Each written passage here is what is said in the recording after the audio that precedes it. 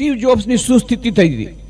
A age of એણે 20 વર્ષની ઉંમરે એક ગેરેજમાં પોતાની કંપની શરૂ કરી હતી.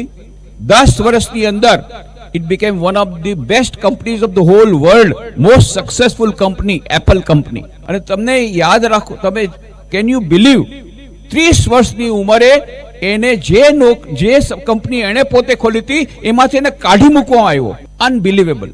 પણ એ થયું. But he did not lose his heart. ફરીથી એણે શરૂઆત કરી અને ફરી પાછો એક ચમક્યો. એના પછી પાછું એક જીવનમાં કેન્સર આવ્યું, એનો પણ એણે સામનો કર્યો. એ જીવન એમનું સંઘર્ષમય હતું.